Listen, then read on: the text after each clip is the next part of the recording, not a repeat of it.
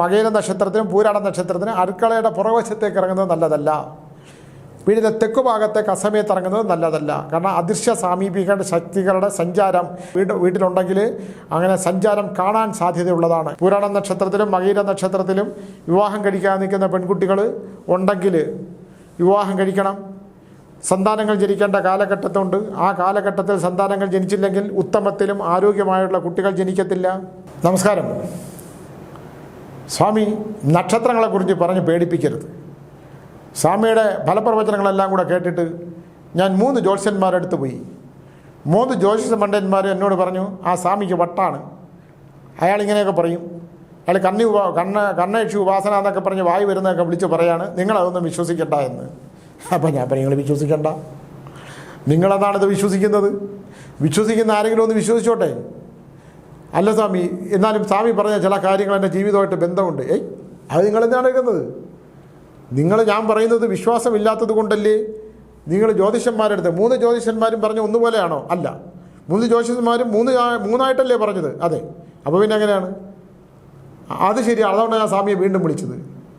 ഞാൻ പറഞ്ഞു, എനിക്ക് ജ്യോതിഷശാസ്ത്രം അറിയത്തില്ല, എനിക്ക് ചില കാര്യങ്ങൾ മാത്രമേ അറിയാവുള്ളൂ. ഞാൻ നക്ഷത്രഫലം വെച്ച് കണ്ണേക്ഷി ഉപാസനയിലൂടെ പറയുന്നതാണ്, നിങ്ങൾക്കത് വേണമെങ്കിൽ സ്വീകരിക്കാം. അപ്പോൾ ഞാൻ പറഞ്ഞതിനകത്ത് ഏതാണ്? അപ്പോൾ ഞാൻ ഈ ഇത്രയും നക്ഷത്രങ്ങളെക്കുറിച്ച് പറഞ്ഞു. കാർത്തിക, രോഹിണി, തിരുവാതിര, തിരുവോണം, രേവതി, ഭരണി, ഇത്രയും നക്ഷത്രത്തെക്കുറിച്ച് പറഞ്ഞാൽ ശരിയാണ്. പറഞ്ഞ നക്ഷത്രങ്ങളെ ഞാൻ വീണ്ടും പരിശോധിക്കും, എന്തെങ്കിലും വിട്ടുപോയിട്ടുണ്ടോ എന്ന്. അപ്പോൾ പുള്ളി പറഞ്ഞു, ഞാൻ സ്വാമി ഒരു കാര്യം ആരും പറയാത്തത് പറഞ്ഞു. ഞാൻ എന്താണ്? അദ്ദേഹത്തിൻ്റെ നക്ഷത്രം ചോദിച്ചു. ഇതാണ്. അതെന്തുകൊണ്ടാണ് പറഞ്ഞത്? എനിക്കത് തോന്നി പറഞ്ഞതാണ്, അത് മറ്റാരും പറഞ്ഞില്ല. പിന്നെ എനിക്ക് വട്ടാണെന്ന് പറഞ്ഞില്ലേ, അത് തന്നെയാണ് ഏറ്റവും വലുത്. അല്ലേ? ഭൂമി ഉരുണ്ടതാണെന്ന് പറഞ്ഞ ആളിനെ എന്താ പറഞ്ഞേ? നമ്മളിതൊന്നും സ്ഥാപിക്കാൻ പറ്റില്ലല്ലോ, അല്ലേ? ഭൂമി ഉരുണ്ടതാണെന്ന് പറയുന്നതും ഭൂമിയുടെ ആകർഷണത്തെക്കുറിച്ച് പറഞ്ഞ ശാസ്ത്രജ്ഞന്മാരെയൊക്കെ എന്താ പറഞ്ഞത്?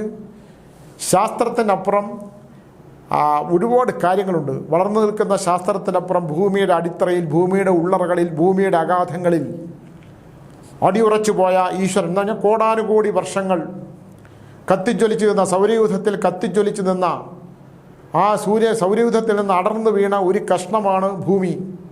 അത് തണുത്തുറഞ്ഞ് ഈ ഭൂമിയിലേക്ക് വീണ് തണുത്തുറഞ്ഞ് ഒരു കഷ്ണമാണ്, തണുത്തുറഞ്ഞതാണ് ഭൂമി. എത്രയോ കോടാനുകോടി വർഷങ്ങൾ അഗ്നി സൗരയൂഥത്തിൽ നടന്നു വീണതാണ്. അവിടെ ദൈവത്തിൻ്റെ സ്പർശമുണ്ടായി, ജീവജാലങ്ങളുണ്ടായി, ദൈവത്തിൻ്റെ കാരുണ്യമുണ്ടായി. ഇത് ഞാൻ പറഞ്ഞിട്ടുള്ളതാണ്. മനുഷ്യൻ കണ്ടുപിടിക്കുന്നതിനപ്പുറത്ത് തന്നെ പ്രപഞ്ചം എന്ന് പറയുന്ന ഒരു ശക്തി കണ്ടുപിടിച്ചതുണ്ട്. സയൻസിൻ്റെ വളർച്ചയെക്കുറിച്ച് പറയുന്ന ഈ വിദ്വാന്മാരൊക്കെ ആ വളർച്ച ഇതിനു മുമ്പ് തന്നെ ഈ ഭൂമിയുടെ അടിത്തട്ടിൽ, ഭൂമിയുടെ അടർന്ന് വീഴുന്ന നിമിഷം മുതൽ ഈ പ്രപഞ്ചത്തിലുണ്ടാകുന്ന മാറ്റം താളിയോലക്കെട്ടുകളിൽ എഴുതി വയ്ക്കുകയും അവിടെ ഉയർന്ന ഓംകാര ശബ്ദങ്ങളെക്കുറിച്ചും അവിടെ ഉയർന്ന ദൈവികമായിട്ടുള്ള ഈശ്വരീയമായിട്ടുള്ള ഒരുപാട് കാര്യങ്ങളെക്കുറിച്ചും കണ്ടെത്തിയിട്ടുള്ളതും അത് താളിയോലക്കെട്ടുകൾ എഴുതി പ്രചരിപ്പിച്ച് പ്രപഞ്ചത്തിൻ്റെ നിലനിൽപ്പിനും ജനങ്ങളുടെ നിലനിൽപ്പിനും ഈ ലോകത്തിൻ്റെ നിലനിൽപ്പിനും വേണ്ടി ചെയ്തു വെച്ചിട്ടുള്ള ഒരുപാട് കാര്യങ്ങളുണ്ട്. അതിനെ തള്ളിപ്പറയാനുള്ള 1150 ഗ്രാമുണ്ട തലച്ചോറ് വെച്ചിട്ട് മനുഷ്യൻ ഇതിനെയൊക്കെ തള്ളിപ്പറഞ്ഞാൽ മാത്രമേ നമ്മൾ പ്രപഞ്ചത്തിനെതിരെ സംസാരിക്കാൻ പറ്റുള്ളൂ. കാണാതെ പഠിക്കുന്നത് ആരൊക്കെയോ പഠിച്ചതും പറഞ്ഞു വെച്ചതും കാണാതെ പഠിച്ച് ഇതൊന്നും ആവശ്യമില്ല, ഇതൊക്കെയാണ് ശരി, ഇതൊന്നും ശരിയല്ല എന്ന് പറയുന്നതിനുള്ള ബുദ്ധി കൊടുത്തത് ആരാണെന്ന് ഇവരൊക്കെ ഒന്ന് ചിന്തിക്കുന്നത് വളരെ നല്ലതായിരിക്കും.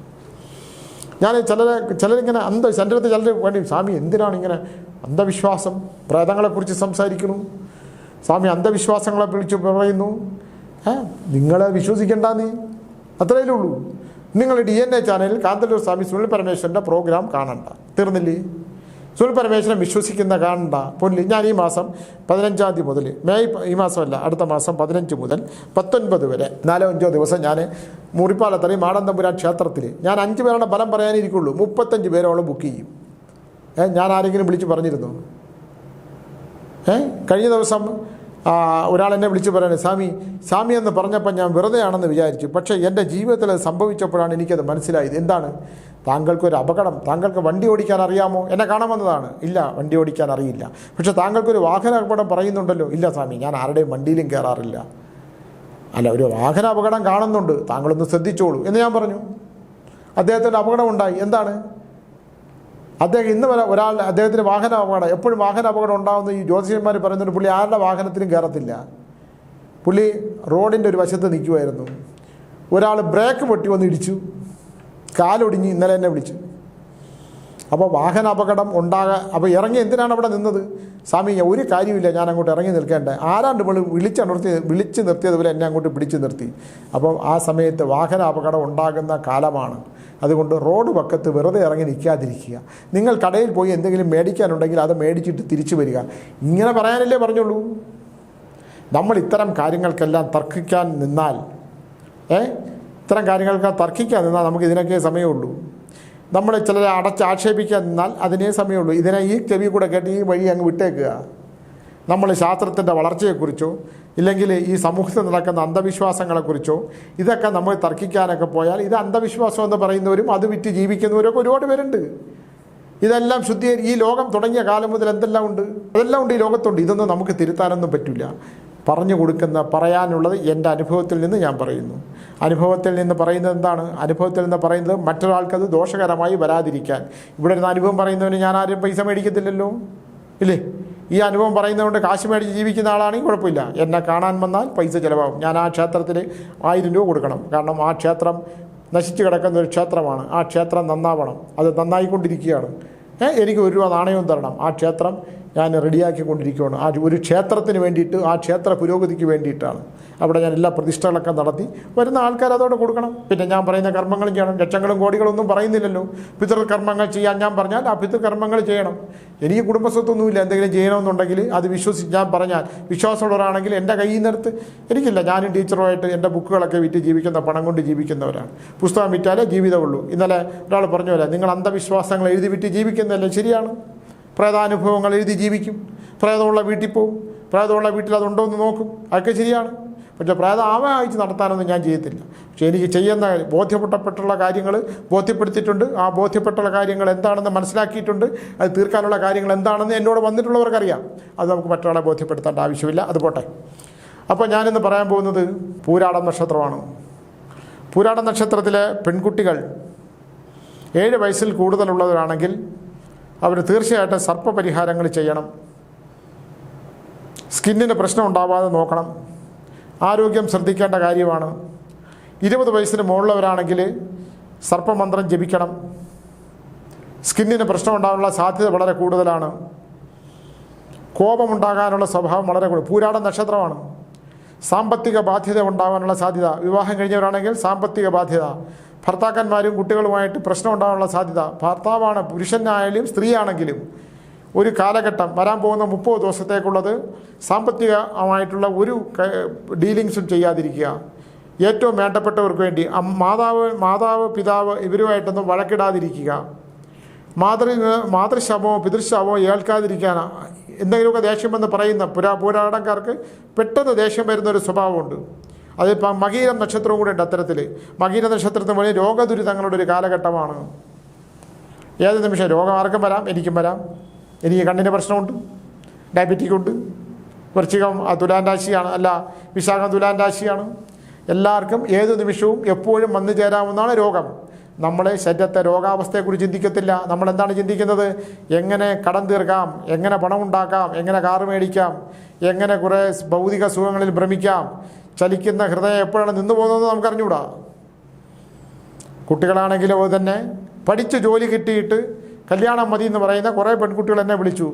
നിങ്ങളുടെ ആ കല്യാണ പ്രായം കഴിഞ്ഞു കഴിഞ്ഞാൽ, പൂരാടം നക്ഷത്രത്തിലും മകീര നക്ഷത്രത്തിലും വിവാഹം കഴിക്കാൻ നിൽക്കുന്ന പെൺകുട്ടികൾ ഉണ്ടെങ്കിൽ വിവാഹം കഴിക്കണം. സന്താനങ്ങൾ ജനിക്കേണ്ട കാലഘട്ടത്തുണ്ട്. ആ കാലഘട്ടത്തിൽ സന്താനങ്ങൾ ജനിച്ചില്ലെങ്കിൽ ഉത്തമത്തിലും ആരോഗ്യമായുള്ള കുട്ടികൾ ജനിക്കത്തില്ല. ഭർത്താക്കന്മാർ പൂരാടം നക്ഷത്രമാണെങ്കിൽ സൗഹൃദങ്ങൾ ഉണ്ടാക്കി കഴിഞ്ഞാൽ, മദ്യപിക്കാനുള്ള ടെൻഡൻസി ഉണ്ടെങ്കിൽ, കടമ ബാധ്യതകളുണ്ടെങ്കിൽ, ഭാര്യ അറിയാതെ രഹസ്യബന്ധങ്ങളുണ്ടെങ്കിൽ അതെല്ലാം ദോഷകരമാവുന്ന ഒരു കാലഘട്ടമാണ്. സ്ത്രീകളാണെങ്കിലും അതേ അവസ്ഥയാണ്. എന്നാൽ സുഖകരമായിട്ടുള്ള ഒരുപാട് കാര്യങ്ങൾ നടക്കേണ്ട ഒരു കാലഘട്ടമാണെന്ന് ചിന്തിച്ച് ഭാര്യയും ഭർത്താവും ഉത്തമമായിട്ട് പരസ്പരം ആലോചിച്ച് കാര്യങ്ങൾ ചിന്തിച്ചു കഴിഞ്ഞാൽ ഒരുപാട് മാറ്റം വരും. മകീരം നക്ഷത്രം ഒന്ന് ചിന്തിക്കേണ്ടതെന്ന് പറഞ്ഞാൽ, പൂർവമായിട്ട് കടം ആർക്കെങ്കിലും കൊടുത്തിട്ടുണ്ടെങ്കിൽ ആ കടത്തെക്കുറിച്ച് നമ്മളങ്ങ് വിട്ടുകളഞ്ഞേക്കുക. പണം ചോദിക്കാൻ പോയാൽ അത് ബുദ്ധിമുട്ടാകും. പിന്നെ രാത്രികളിലുള്ള യാത്ര, 10 മണി കഴിഞ്ഞുള്ള യാത്ര വളരെ മകീരം നക്ഷത്രം സൂക്ഷിക്കണം. അരയ്ക്ക് താഴോട്ട് അപകടം ഉണ്ടാകാനുള്ള സാധ്യതയുണ്ട്. ഉദരരോഗത്തിനുള്ള സാധ്യതയുണ്ട്. പുരാണം നക്ഷത്രം ഉദരരോഗം, ഉദരം ബന്ധിച്ച് ഉദരബന്ധനം ഉണ്ടാകാനുള്ള സാധ്യതയുണ്ട്. പരിപ്പ് വർഗ്ഗങ്ങളും മുളക് വർഗ്ഗങ്ങളും ഒക്കെ വളരെ കുറയ്ക്കണം. പിന്നെ കായികമായിട്ടുള്ള ആരോഗ്യത്തിന് 2 ഗ്രഹങ്ങൾ പഴച്ചിട്ടുണ്ട്. അപ്പോൾ എന്താണ്, ഗ്രഹങ്ങൾ കൈകാലുകൾക്ക് ദുർബലത ഉണ്ടാകാനുള്ള അവസ്ഥയുണ്ട്. അതുകൊണ്ട് ശാരീരികമായിട്ടുള്ള അവശതകൾ ഉണ്ടാകുന്നൊരു കാലഘട്ടമാണ്. തലയ്ക്ക് പെരുപ്പുണ്ടാകുക, സ്ത്രീകൾക്കാണെങ്കിൽ തലമുടി പൊഴിഞ്ഞു പോവുക, കണ്ണിന് മങ്ങലുണ്ടാകുക, ഗർഭാശയ സംബന്ധമായ രോഗലക്ഷണം ഉണ്ടാകുക. ഈ 2 നക്ഷത്രക്കാർക്കും ഉണ്ടത്. പുരുഷന്മാരും വളരെ ശ്രദ്ധിക്കേണ്ട കാലഘട്ടമാണ്. നടുവിന് ഇങ്ങനെ ഒരു പിടുത്തം വരും. വാഹനം ഓടിക്കുന്നവരൊക്കെ ആണെങ്കിൽ കുറച്ച് നേരം വാഹനം വെച്ച് കഴിയുമ്പോൾ ബാക്കിലൊരു പിടുത്തം വരും. അതുകൊണ്ട് യോഗ സംബന്ധിച്ചിട്ടുള്ള കാര്യങ്ങൾ, ഈ ശ്രീ രവിശങ്കറിൻ്റെ യോഗ സംബന്ധിച്ചുള്ള കാര്യങ്ങളൊക്കെ നിങ്ങൾ പങ്കെടുത്തു കഴിഞ്ഞാൽ മാറ്റം ഉണ്ടാവും. ആരോഗ്യം ശ്രദ്ധിക്കേണ്ട കാലഘട്ടമാണ്. ഈ 2 നക്ഷത്രക്കാരും വാഹനങ്ങൾ യാത്ര ചെയ്യുമ്പോൾ മനസ്സും ശരീരം 2ആയിട്ടാണ് യാത്ര ചെയ്യുക. മനസ്സൊരു വശത്തും ശരീരം ഒരു വശത്തും. പെൺകുട്ടികളുണ്ട്, ശിശുനാശം, കുട്ടികളെ ജനിപ്പിച്ച് അപ്രതീക്ഷിതമായി കുട്ടി ജനിച്ചിട്ടുണ്ടെങ്കിൽ, ആ കുട്ടിയെ വേണ്ടാന്ന് വെച്ചിട്ടുണ്ടെങ്കിൽ ആ ശിശുനാശത്തിനുള്ള പരിഹാര ക്രിയകൾ ചെയ്യേണ്ട വളരെ അത്യാവശ്യമാണ്. പിന്നെ ശിശുനാശത്തിന്, ആ ശിശു ജനിച്ചെങ്കിൽ ഇത്ര പ്രായമാവേണ്ടതും ആ ശിശുവിനെ സംരക്ഷിക്കേണ്ട ഒരു കാലഘട്ടമാണ്. ആ സമയത്ത് കുട്ടി ജനിച്ച് വളർന്ന് നമുക്ക് ഉപകാരപ്പെടേണ്ട കുട്ടിയാണ് നമുക്ക് നാശം, ശിശുനാശം, അബോർഷൻ പോലുള്ളത് നാശം സംഭവിച്ചിട്ടുണ്ടെങ്കിലും അതിന് പരിഹാരക്രിയകൾ ചെയ്യേണ്ട കാലഘട്ടമാണ്. അതുകൊണ്ട് പുരാണം നക്ഷത്രത്തിനും മകീരം നക്ഷത്രത്തിനും ശിശുനാശം സംഭവിച്ചിട്ടുണ്ടെങ്കിൽ നോക്കണം. ലൈറ്റ് വസ്ത്രങ്ങൾ ധരിക്കുന്ന 30 ദിവസത്തേക്ക് ലൈറ്റ് വസ്ത്രങ്ങൾ ധരിക്കുന്നത് നല്ലതായിരിക്കും. അസമയങ്ങളിൽ വീട്ടിൻ്റെ അടുക്കളയുടെ പുറകിലോട്ട് ഇറങ്ങുന്നത് നല്ലതല്ല. തെക്കു ഭാഗത്താണെങ്കിൽ തെക്കോട്ട് ഇറങ്ങുന്നത്, അടുക്കളയുടെ ഏത് ഭാഗമാണ് അടുക്കളയിൽ നിന്ന് പുറത്തേക്ക് ഇറങ്ങുന്നത്, ഈ മകീര നക്ഷത്രത്തിനും പൂരാട നക്ഷത്രത്തിനും അടുക്കളയുടെ പുറവശത്തേക്ക് ഇറങ്ങുന്നത് നല്ലതല്ല. വീടിൻ്റെ തെക്കു ഭാഗത്തേക്ക് അസമയത്ത് ഇറങ്ങുന്നത് നല്ലതല്ല. കാരണം അദൃശ്യ സാമീപിക ശക്തികളുടെ സഞ്ചാരം ഈ 2 നക്ഷത്രക്കാർക്കും ഉള്ള വീട്ടിലുണ്ടെങ്കിൽ അങ്ങനെ സഞ്ചാരം കാണാൻ സാധ്യതയുള്ളതാണ് എന്ന് പറഞ്ഞ് പേടിക്കേണ്ട ആവശ്യമില്ല. നല്ലൊരു കാറ്റ് വീശിയാൽ അത് സ്വാമി ഇങ്ങനെ പറഞ്ഞതുകൊണ്ട് ഇങ്ങനെ ഒരാൾ നിൽക്കുന്നു എന്നുള്ളതല്ല. വാഴയുടെ ഇല അനങ്ങിയാൽ അത് അവിടെ ഒരാൾ നിൽക്കുന്ന നിഴലാണെന്ന് തോന്നാം. അത്തരത്തിലുള്ള ഭയമല്ല. നമ്മുടെ പ്രപഞ്ചത്തിലൊക്കെ തന്നെ നെഗറ്റീവായിട്ടുള്ള എനർജികൾ സഞ്ചരിക്കുന്ന കാലഘട്ടമുണ്ട്. അതുകൊണ്ട് ഇത് നമ്മളെ ഉപദ്രവിക്കുന്നതല്ല, പ്രേതാത്മാക്കളൊന്നുമല്ല. എന്ന് വെച്ചാൽ പ്രേതസഞ്ചാരം ഉണ്ടാകുന്നതിനെക്കുറിച്ച് നല്ല ധാരണയുള്ള ഒരാളാണ്. ഇന്നലെ ഞാൻ മറ്റേ 24 ന്യൂസിൽ പങ്കെടുത്തപ്പോൾ അവിടെ ശാസ്ത്രജ്ഞന്മാരും വലിയ ഡോക്ടർമാരും യൂട്യൂബർമാരും വന്നിരുന്ന് ഞങ്ങളെയൊക്കെ ഭയങ്കരമായിട്ട് ആക്രമിക്കുന്നത് കൊണ്ടു. അവരോടൊന്നും സംസാരിച്ച് അവൊന്നും ബോധ്യപ്പെടുത്തി കൊടുക്കേണ്ടതില്ല എന്നുള്ളത് കൊണ്ട് നമ്മൾ നിശബ്ദരായിട്ടിരുന്നു. നമ്മളൊക്കെ സമൂഹത്തെ നശിപ്പിക്കുന്നവരാണെന്നൊക്കെ അവർ പറഞ്ഞു. ഞങ്ങളതെല്ലാം കേട്ടു. സ്വയം അർദ്ധരാത്രികളിൽ ശ്മശാനങ്ങളിലൂടെ സഞ്ചരിക്കുമ്പോൾ അവർ സഞ്ചരിക്കാൻ കഴിയാതിരിക്കട്ടെ, അന്ന് നിലവിളിച്ചാലൊന്നും ആരും ഉണ്ടാവില്ല, ഈ പറയുന്ന ചാനലുകാരൊന്നും ഉണ്ടാവില്ല. നിലവിളിച്ചതിന് ശേഷം വരുന്നത് ഇതൊന്നും ഇല്ലയെന്ന് പറഞ്ഞ് വന്ന ഒരാൾ നിലവിളിച്ച് കരയുന്ന ഒരുപാട് പേര് നമ്മുടെ അടുത്ത് വരാറുണ്ട്. ഒരാൾ അച്ഛനും അമ്മയും, അച്ഛൻ നേരത്തെ മരിച്ചുപോയി, ഒരാളുടെ അമ്മ മാത്രമേ ഉണ്ടായിരുന്നുള്ളൂ. അപ്പോൾ ഇയാൾ ഈ ദൈവവിശ്വാസമൊന്നുമില്ല. ഈ അമ്മ എന്നും വൈകുന്നേരം അമ്പലത്തിൽ പോവും. അമ്പലത്തിൽ പോയിട്ട് വരുമ്പം ഈ തള്ളയ്ക്ക് വേറെ ജോലിയില്ലേ, ഭയങ്കര ദൈവം നിങ്ങൾക്ക് ഇപ്പം എന്തൊന്ന് കൊണ്ട് തരും ഇപ്പോൾ എന്ന് പറഞ്ഞ് അമ്മയെ പരമാവധി പരിഹസിക്കുന്ന ഒരു സ്വഭാവമുണ്ട്. അമ്മ അതിനൊന്നും മറുപടി പറയില്ല. എടാ നീ ദൈവത്തിനെ ഒന്നും പറയാതിരിക്കൂ. ഇത് അനുഭവമുള്ള ആളാണ് എന്നോട് പറയുന്നത്. ഇയാൾ വിവാഹം കഴിച്ചില്ല, അമ്മയുടെ കണക്കിനട്ട സ്വത്തുക്കളുണ്ട്. ഈ സ്വത്തുക്കളെല്ലാം അമ്മയുടെ കാലശേഷം ഇയാൾക്ക് തന്നെയാണ്. അവർക്ക് പോസ്റ്റ് ഓഫീസിൽ ചെറിയൊരു ജോലി ഉണ്ടായിരുന്നു. എന്താണ്, അമ്മ കുറേ കഴിഞ്ഞ് മരിച്ചു കഴിഞ്ഞപ്പോൾ ഉള്ള ഇപ്പോഴത്തെ വിഷയം എന്താണ്? അമ്മയുടെ വിയർപ്പിൻ്റെ ഗന്ധം അടുക്കളയിലുണ്ടാകുന്നു. അമ്മയുടെ വിളി കേൾക്കുന്നു. എൻ്റെ അടുത്ത് വന്നു, സ്വാമി ഞാനിതൊന്നും വിശ്വസിക്കുന്നതല്ല. ഞാൻ അമ്മയെ ഒരുപാട് പരിഹസിച്ചിട്ടുണ്ട്. അമ്മ എന്നെ വളർത്തിയതാണ്. അച്ഛൻ മരിച്ചതിന് ശേഷം എന്നെ അമ്മ വേറെ വിവാഹം കഴിച്ചില്ല. എന്നെ നല്ലപോലെ വളർത്തിയെടുത്തു. ഞാൻ അമ്മ അമ്പലത്തിൽ പോയിട്ട് വരുമ്പോൾ അമ്മയെ പരിഹസിക്കും. ഈ ഒരുപാട് മോശമായിട്ടുള്ള വാക്കുകൾ അമ്മ ഉപയോഗിച്ചിട്ടുണ്ട്. അമ്മ മരിച്ചു. ഇപ്പോൾ അമ്മയുടെ വിയർപ്പിൻ്റെ ഒരു വല്ലാത്ത മണമാണ്. പ്രത്യേകിച്ച് അടുക്കളയിൽ നിന്നിട്ട് അമ്മ ഗ്യാസ് അടുപ്പ് ഉപയോഗിക്കത്തില്ല, പുകയടുപ്പാണ് ഉപയോഗിക്കുക. പുകയടുപ്പിൽ നിന്ന് വരുമ്പോൾ ഈ പുകയെല്ലാം കൊണ്ടുവന്നിട്ട് അമ്മയുടെ അടുത്ത് വരുമ്പോൾ ഒരു മണമുണ്ട്. അപ്പോൾ ഞാൻ അമ്മയോട് പറയും, ഇതെന്തൊരു നാറ്റമാണ്, നിങ്ങൾ വല്ല ഗ്യാസ് മേടിച്ച് വയ്ക്കൂ. അപ്പോൾ ഇല്ല, നിൻ്റെ അച്ഛൻ ഇതായിരുന്നു ഇഷ്ടം, നീയും അത് കഴിച്ചാൽ മതിയെന്ന്. അതുകൊണ്ട് ഞാൻ പുറത്തുനിന്ന് കഴിച്ചിട്ടാണ് വരുന്നത്. ഇപ്പോൾ അമ്മയുടെ നല്ല അവിയൽ കഴിക്കാനും അമ്മയുടെ സാമ്പാർ കഴിക്കാനും അമ്മയുടെ ഭക്ഷണം കഴിക്കാനും ആഗ്രഹം. അമ്മയുടെ രാത്രി കിടക്കുമ്പോൾ അമ്മയുടെ വിളി കേൾക്കുന്നു. അമ്മയുടെ വിയർപ്പിൻ്റെ ഗന്ധം വരുന്നു സ്വാമി എന്നെ ഈ ഒരു അവസ്ഥയിൽ നിന്ന്. ഞാൻ പറഞ്ഞു ഇത് മാനസികമാണ്. ഞാൻ അല്ലാതെ എന്ത് പറയണം? ഇത് മാനസിക പ്രശ്നമാണ്. അങ്ങനെ തന്നെ പറയുന്നത്. ഇതൊന്നും ഇല്ലല്ലോ. ആത്മബന്ധമുണ്ടായിരുന്ന മകനുമായിട്ട് ആത്മബന്ധമുണ്ടായിരുന്ന ഒരമ്മ, മകന് വേണ്ടി ജീവിച്ചൊരു അമ്മ, ഭർത്താവ് മരിച്ച ശേഷം മകനെ മാത്രമാണെന്ന് ജീവിച്ച അമ്മ, ആ അമ്മ ദൈവത്തെ വിശ്വസിച്ചതുകൊണ്ട് ആ അമ്മയെ മുഴുവൻ തള്ളിപ്പറഞ്ഞ്, അമ്മയെ ചീത്ത പറഞ്ഞ് ദൈവമൊന്നുമില്ല, ദൈവമില്ല, ഒരു തേങ്ങയില്ല, നിങ്ങൾക്ക് തലയ്ക്ക് വല്ല കുഴപ്പമുണ്ടോ തള്ളേ എന്നാണ് അയാളെ ചോദിച്ചുകൊണ്ടിരുന്നത്. ഇതല്ലേ ചോദിച്ചത്? ഞാൻ അയാളെ ചോദിച്ചു. അയാളുടെ നിരാശ, അയാളുടെ ദുഃഖം, അയാളുടെ നിറഞ്ഞ കണ്ണുകൾ. അപ്പോൾ ഞാൻ പറഞ്ഞു ഇത് ബലികർമ്മങ്ങൾ സ്വാമി. ഞാൻ പല സ്വാമിമാരടുത്തും പോയി, പക്ഷേ സ്വാമി പറഞ്ഞു, ഞാൻ ഈ പറഞ്ഞ വാക്കാണ് ഞാൻ അടുത്ത് ചോദിച്ചത്. ഇത് സ്വാമി പറഞ്ഞ പോലൊന്നും എൻ്റെ അടുത്ത് ആരും പറഞ്ഞില്ല. ഞാൻ മാതൃദുഃഖത്തിന് പരിഹാരമില്ല. നിങ്ങളത് ആലോചിക്കൂ. നിങ്ങളുടെ വയറ്റിൽ നിങ്ങളുടെ ഒരു ജീവിതത്തിലെ ഏറ്റവും വലിയ വേദന എന്താണ്? പ്രസവ വേദന. 10 മാസം നിങ്ങളെ അങ്ങോട്ട് ചുമന്നു. ഒരാൾ ചുമടാണ് എന്ന് ആലോചിക്കണം. ആ ചുമട് പ്രസവിച്ചിട്ട് ഏറ്റവും വേദന ലോകത്തിൽ അനുഭവിക്കുന്ന എന്താണ്? ഹൃദയവേദനയല്ല സുഹൃത്തേ, ഒരു പ്രസവം. ആ പ്രസവത്തിലൂടെ നിങ്ങളെപ്പോലൊരു മനുഷ്യൻ ആ ഭൂമിയിലേക്ക് വന്നു. ആ അമ്മ അനുഭവിക്കുന്ന ആ നിലവിളി, ആ വേദന, ആ ദൈവം കൊടുത്ത കടാക്ഷം അല്ലേ, ആ വേദന അനുഭവിച്ചു. അവരുടെ ഭർത്താവ് മരിച്ചു. നിങ്ങളെ കുളിപ്പിച്ച് വളർത്തിയെടുത്ത് നിങ്ങളെ കൈകളിലേക്ക് വളരുന്നോ കാല് വളരുന്നോ എന്ന് നോക്കി വളർത്തി നിങ്ങളെ വലുതാക്കി. അപ്പം നിങ്ങൾ അമ്മയ്ക്ക് നേരെ വിരൽ ചൂണ്ടുന്നു. നിങ്ങളെ ആ നെഞ്ചത്ത് കിടത്തിയല്ലേ വളർത്തിയത്, പാല് തന്ന് വളർത്തിയില്ലേ?